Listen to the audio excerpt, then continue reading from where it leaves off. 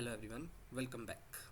पिछली वीडियो में हमने समझा था ऊप्स क्या होती है, क्लास क्या होती है, ऊप्स क्यों आई, ऊप्स से पहले क्या था, लाइक प्रोसीजर लैंग्वेज में क्या कमियां थी जो कि हमने ऊप्स को चूज़ करा था, और ऑब्जेक्ट्स क्या होते हैं। आज की वीडियो में हम क्लास को डीप में पढ़ेंगे, ट्राई करेंगे उसके स्ट्रक्चर को समझने की कि उसका स्ट्रक्चर कैसा होता है, उसके अंदर क्या क्या होता है, और कैसे क्लास को प्रॉपरली डिज़ाइन किया जाता है। अब क्लास के स्ट्रक्चर से भी क्या आता है, क्लास का स्ट्रक्चर क्या मतलब बोलना चाह रहा हूँ मैं कि क्लास के अंदर एक प्रॉपर अरेंजमेंट करनी पड़ती है हमें। सिर्फ क्लास लिख देने से काम नहीं चलेगा, उसके अंदर कौन सा डेटा रहेगा, क्या फंक्शंस होंगे, ये सब इम्पोर्टेंट है। उन डेटास को भी तरीके से रखा जाता है कि like it can be accessed by any one else और नॉट प्राइवेट पब्लिक। तो जब हम बेसिक क्लास स्ट्रक्चर की बात करते हैं तो तीन चीज़ें आती हैं। पहली चीज़ इस एक्सेस स्पेसिफायर,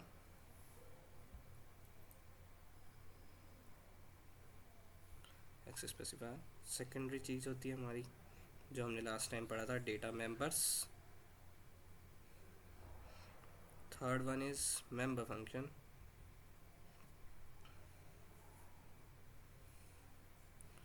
ये दोनों चीज़ हमने प्रीवियसली वीडियो में पढ़ी थी, बेसिक समझा था। आई विल ट्राई कि इसको अपन थोड़ा एडवांस में समझेंगे। एक्सेस स्पेसिफायर्स क्या होता है, लाइक लेट मी एक्सप्लेन कि एक्सेस स्पेसिफायर पे आते हैं हम। Access specifier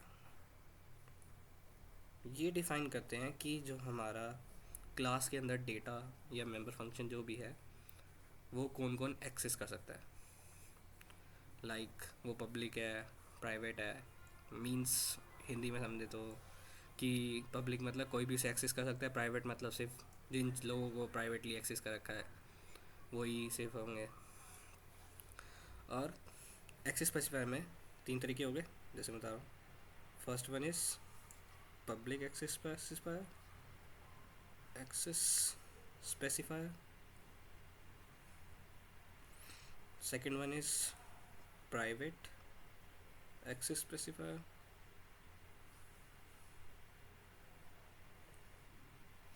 third one is protected access specifier. अब देखो पब्लिक का क्या होता है, ये अलाउ करता है हमें कोई भी जो हम इसके अंदर डेटा लिखेंगे वो पब्लिकली कोई भी एक्सेस कर सकता है। Like with in the class भी कोई एक्सेस कर सकता है और आउटसाइड द क्लास भी कोई फंक्शन उसे एक्सेस कर सकता है। प्राइवेट का क्या काम है, प्राइवेट ये कहता है कि जो क्लास है सिर्फ उस ही को क्लास के मेंबर फंक्शन या दूसरे डेटा मेंबर क्लास के मेंबर ही उसे एक्सेस कर सकते हैं। प्रोटेक्टेड ये यूज़ होता है मेनली इनहेरिटेंस के टाइम, ये हम आगे एडवांस में पढ़ेंगे। बट मैं तुम्हें इतना बताता हूँ कि इट्स लाइक सिंपली प्रोटेक्टेड की तरह होता है, बट इनहेरिटेंस में ये एक क्लास जब दूसरी क्लास को करते हैं तो एक्सेस कर पाते हैं। छोड़ो वो तो, जब एक्सेस स्पेसिफायर्स का भी समझ में लाइक एक्सेस स्पेसिफायर में अब हम एक एग्जांपल ले लेते हैं तो थोड़ा इजी हो जाएगा। मैंने एक क्लास बनाई है, क्लास P1। उसके अंदर एक प्राइवेट कीवर्ड का यूज़ करके ये दो डॉट्स का काम होता है, ये डिफ़ाइन करते हैं कि जो भी इसके नीचे होगा वो इसके ब्लॉक के अंडर आएगा।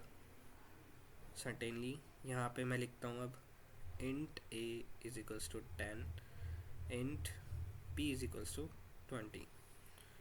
अब ये मेरे दो डेटा मेंबर हो गए। डेटा मेंबर मोस्टली हम क्या करते हैं, डेटा मेंबर के अंदर हम उसे प्राइवेट रखने की कोशिश करते हैं। लाइक मैंने जैसे लास्ट वीडियो में बताया था, प्रोसीजर लैंग्वेज में क्या हो रहा था कि मोस्टली डेटा हमारा ग्लोबली था। ग्लोबली था तो कोई भी फंक्शन उसे ईजिली एक्सेस कर सकता था। उस डेटा सिक्योरिटी को हमने हेल्प करके अंडरस्टैंड करके कि ट्राई करा कि कोई भी डेटा एक्सेस ईजिली ना कर पाए। अब प्राइवेट से क्या होगा, सिर्फ ये क्लास P1 ही इसे एक्सेस कर सकती है और P1 के अंदर के फंक्शंस इसे एक्सेस कर सकते हैं। लाइक अब मैं पब्लिक कीवर्ड का यूज़ करूँगा पब्लिक कीवर्ड के अंदर हम मोस्टली मेंबर फंक्शन बनाते हैं जो कि काम करते हैं डेटा मेंबर के ऊपर। डेटा मेंबर के ऊपर कैसे? Like set value function, return type I will put की वॉइड, मैंने टाइप रख दिया रिटर्न। इसके अंदर दो वैल्यूज आएंगी, int x comma int y. इसका काम होगा ए की वैल्यू एक्स कर देना, बी की वैल्यू वाई कर देना, लाइक दैट। एक मैं बना देता हूँ void show function, show, no need to write for the function keyword, और इसमें कोई पैरामीटर की भी जरूरत नहीं है। यहाँ पे हम बस प्रिंट कर देंगे, like my mistake, cout value of a is equals to a, value of b is equals to b। Simple. अब मोस्टली जैसे मैं बता रहा था, प्राइवेट के अंदर हमारे डेटा मेंबर रहते हैं, तो पब्लिक के अंदर हम मेंबर फंक्शन रखते हैं ताकि हम बाहर के फंक्शंस को अलाउ कर दें, बाहर के फंक्शन को अलाउ कर दें कि वो हमारे क्लास के डेटा मेंबर को एक्सेस कर पाए। एक्सेस एक लिमिटेड तरीके से, ना कि पूरा एक्सेस कर पाए कि कोई भी आए चेंज कर जाए। अब आते हैं, ये हो गया क्लास का सिंटैक्स। यहाँ पे हमारी क्लास बंद हो गई। अब हम आते हैं मेन फंक्शन के ऊपर। इंट मेन फंक्शन के अंदर हमने लाइक ऑब्जेक्ट बनाएंगे, लास्ट टाइम मैंने बताया था, और क्लास का name, object name, like semicolon. अगर मैं यहाँ पे ओपीजे डॉट शो फंक्शन को कॉल करता हूँ, यहाँ पे मेरे को ये समझाना भी था आपको कि जो डॉट फंक्शन होता है वो हमें अलाउ करता है कि जो ये ऑब्जेक्ट है, ऑब्जेक्ट्स के डेटा मेंबर या उस क्लास के जो हमारे पास प्रॉपर्टीज़ है उनको एक्सेस करने अलाउ करता है डॉट फंक्शन। लाइक जैसे कि मैं बता रहा हूँ ओबीजे डॉट शो यूज़ करा हमने, तो ये पब्लिक है तो दूसरे फंक्शन में एक्सेस हो सकता है। यहाँ पे ये आउटपुट देगा already set value a equals to 10 और बी इक्वल्स टू 20, तो यहाँ पे आउटपुट आना चाहिए हमारा a equals to 10, b is equals to 20। But मैं अगर OBJ dot set value function call करता हूँ विद वैल्यूज 30, 60, फिर वापस से ओबीजे डॉट शो करता हूँ, तो आपको क्या लगता है क्या आउटपुट आएगा?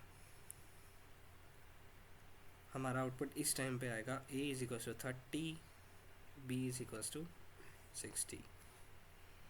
अब एक चीज़ और देखते हैं, ये पब्लिक था तो यहाँ पे ये एक्सेस इजीली मेन फंक्शन में हो पाया, पब्लिक। और अब हम आते हैं, अगर हम ट्राई करें OBJ dot a is equals to 0 करने की कोशिश, तो आपको क्या लगता है क्या ये एक्सेस हो पाएगा?